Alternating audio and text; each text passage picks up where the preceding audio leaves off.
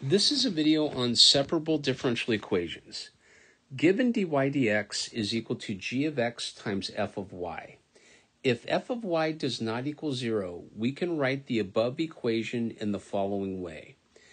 Dy dx is equal to g of x over h of y, where f of y is equal to 1 over h of y. And from here, we can say h of y dy is equal to g of x dx. Now, we want to integrate both sides. And when we do, we get the following. The integral of h of y dy is equal to the integral of g of x dx. The above equation defines y implicitly as a function of x. Now, let's take a look at a couple of examples here. I want to show you the difference between explicitly and implicitly. If I say y equals x squared plus 5, y is defined explicitly as a function of x. So notice how y is on one side and then everything else belongs to the other side. And then in the second example, notice how x squared plus y squared equals 5. In this example, y is defined implicitly as a function of x. So I'll add of x. The directions say to solve the differential equation. And let's take a look at number 1. Suppose x times y times dy dx is equal to x squared plus 1. Now, I'm going to assume x does not equal 0, and I'm going to divide both sides by x. So y dy dx is equal to x squared plus 1 divided by x. Now, on the right-hand side, what I want to do is split off the fraction. So on the left side, we get y times dy dx. On the right side, we get x squared over x plus 1 over x. That's right here. So y dy dx is equal to x plus 1 over x. So we can now separate. Y dy is equal to x plus 1 over x dx. Integrate both sides. So the integral of y dy is equal to the integral of x plus 1 over x dx. So 1/2 y squared is equal to 1/2 x squared plus natural log of the absolute value of x plus c. And then from here, I want to multiply both sides by 2. So y squared is equal to x squared plus 2 times the natural log of the absolute value of x plus k, where k is equal to 2 times c. And check with your instructor, because I would expect you to solve for y, right? And so y is plus or minus the square root of x squared plus 2 times the natural log of the absolute value of x plus k. And that would be the solution. And in example 2, we have dy dx plus x e to the y is equal to 0. So dy dx is equal to negative x e to the y. And from here, notice how we have a function of x times a function of y on the second line. So we can separate. And 1 over e to the y dy is equal to negative x dx. But 1 over e to the y is e to the negative y. So e to the negative y dy is equal to negative x dx. And if you notice, I'm just going to take the integral of both sides from this last line. And when I do, I get negative e to the negative y is equal to negative 1/2 x squared plus c. So multiply both sides by negative 1, and we get e to the negative y is 1/2 x squared plus k, where k equals negative c. Take the natural log of both sides. So natural log of e to the negative y is equal to natural log of the absolute value of 1/2 x squared plus k. So I'm going to pull that negative y out in front of the log, and I get negative y natural log of e is natural log of the absolute value of 1/2 x squared plus k. But remember, natural log of e is 1. So negative y is equal to natural log of the absolute value of 1/2 x squared plus k. Okay. And then if I solve, I get y equals negative natural log of the absolute value of 1/2 x squared plus k. Example 3. Suppose we have e to the y minus 1 dy dx is equal to 2 plus cosine x. So we're in a perfect position to separate out, right? And when I do, I get e to the y minus 1 dy is equal to 2 plus cosine x dx. Integrate both sides. So the integral of e to the y minus 1 dy is equal to the integral of 2 plus cosine x dx. And I'm done. E to the y minus y is equal to 2x plus sine of x plus c. And let's take a look at example 4. Suppose d theta dt is t secant theta divided by theta e to the t squared. Now, notice that 1 over secant theta is equal to cosine theta. So theta over secant theta d theta dt is t over e to the t squared. So theta cosine theta d theta is te to the negative t squared dt. So I was able to separate out the variables. And from this line here, we're going to integrate both sides. So the integral of theta cosine theta d theta is equal to the integral of te to the negative t squared dt.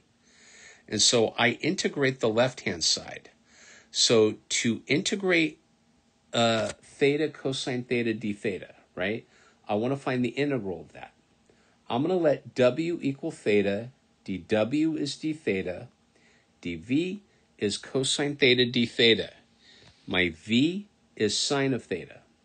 So integrating by parts, the integral of theta cosine theta d theta is theta sine theta, so wv, minus the integral of sine theta d theta, so vdw, the integral of that. So it's theta sine theta minus the integral of sine theta d theta. Now, I haven't finished that just yet, but we will. To integrate te to the negative t squared dt, this is just a straight u substitution. I'm going to let u equal negative t squared. My du is negative 2t dt. So t dt is negative 1/2 du. So this is equal to negative 1/2 the integral of e to the u du, which is negative 1/2 e to the u plus c, which is negative 1/2 e to the negative t squared plus c. So that's how we integrate the other side. And so the integral of theta cosine theta d theta is the integral of te to the negative t squared dt, right? That's what we have. If I put everything together, that says theta sine theta minus the integral of sine theta d theta is negative 1/2 e to the negative t squared plus c. Okay? And so I'm basically done. Theta sine theta plus cosine theta is equal to negative 1/2 e to the negative t squared plus c. And that's the solution right here. And we're done with example 4. and we have new directions. It says find the solution of the differential equation with the given initial condition. Now, let's take a look at example 5. Suppose du dt is equal to 2t plus secant squared t divided by tu. 2u. Sorry, that should say 2 times u. Now, the initial condition is u of 0 is negative 5. What does that mean? That means when t is equal to 0, my u is negative 5. Now, 2u du is equal to 2t plus secant squared t dt. Integrate both sides. So the integral of 2u du is equal to the integral of 2t plus secant squared t dt. So u squared is equal to t squared plus tangent t plus c. But remember, when t is 0, u is equal to negative 5, and we can use this information to solve for c.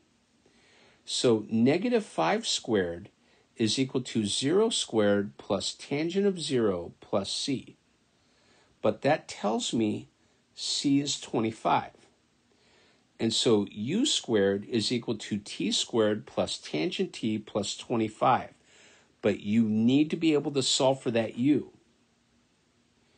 And so u is equal to negative the square root of t squared plus tangent t plus 25. It's not positive because what you want to remember is that the square root of 25 is equal to 5. It does not equal negative 5. It's very important. Let's take a look at example 6. Suppose x times the natural log of x is equal to y times the quantity 1 plus the square root of 3 plus y squared dy dx. The initial condition is that y of 1 is equal to 1. And what that says is when x is 1, y has to be 1. Okay? So x times the natural log of x dx is y times the quantity 1 plus the square root of 3 plus y squared dy. So x times the natural log of x dx is equal to y plus y times the square root of 3 plus y squared dy. And then what I want to do is integrate both sides. So the integral of x ln of x dx is equal to y plus y times the square root of 3 plus y squared dy. So to integrate, so it's not overwhelming. Suppose I want to integrate x times the natural log of x dx. So u is equal to natural log of x. dv is x dx. du is 1 over x dx. And v is equal to 1/2 x squared. And that's it. So, what do I get from here? The integral of x times natural log of x dx is 1/2 x squared natural log of x minus 1/2 the integral of x dx. So I needed to get down to there. Now, I want to teach you something about the other one. So on the other one, we have y plus y square root of 3 plus y squared dy. Okay. So what am I going to do with that? I'm going to write this as the integral of y dy plus the integral of y square root of 3 plus y squared dy. Now, the first one, or the first integral, is no problem. It's the second one. And so, a couple things. The integral of the square root of u du is 2/3 u to the 3/2 plus c. Remember what you're trying to do. You're trying to work that chain rule backwards. Now, take a look at this. The derivative of 3 plus y squared is 2y. It's not y. So to make this work, I'm going to pop a 2 in here. But I can't just do that. And so what I need to do is multiply this integral by 1/2. Because if I take and multiply the outside by 1/2, essentially you multiply the entire integral by 1 and you haven't changed anything. So it's like I'm doing a u substitution in my mind, if that makes sense. And so from here, I get 1/2 y squared plus 1/2 times 2/3, right? If I follow that pattern, my u is 3 plus y squared, so to speak. And I'm going to raise that to the 3/2, and then I'm going to add some constant c at the end. If I finish this out, I get 1/2 y squared plus 1/3 of 3 plus y squared raised to the 3/2 plus c. Now, what do I do from here? So on one side, I get 1/2 y squared plus 1/3 of 3 plus y squared to the 3/2 plus c. That's the right side. How about the left side? I get 1/2 x squared natural log of x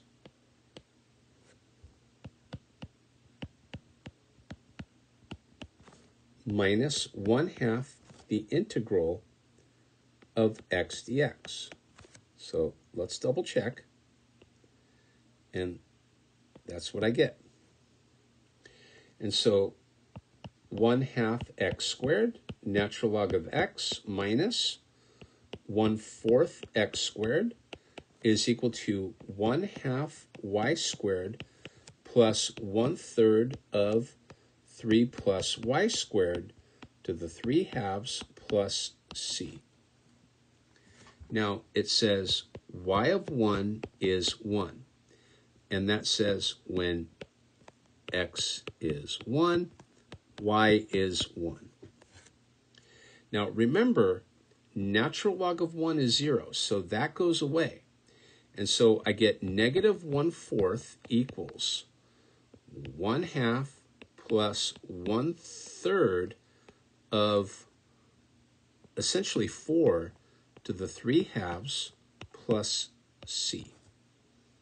So negative 1/4 equals 1/2 plus 1/3 times square root of 4 is 2, 2 to the 3rd is 8, plus c. Now, what I'm going to do is I'm going to multiply both sides by 12. So I'm going to multiply the left side by 12. I'm going to multiply the right side by 12. And when I do, on the left side, I get negative 3. On the right side, I get 6 plus, that looks like 32, plus 12c, looks like. So 12c is equal to negative 41. So c is negative 41 divided by 12. And I'm all set. So from here, I get 1/2 x squared ln of x minus 1/4 x squared is equal to 1/2 y squared, right?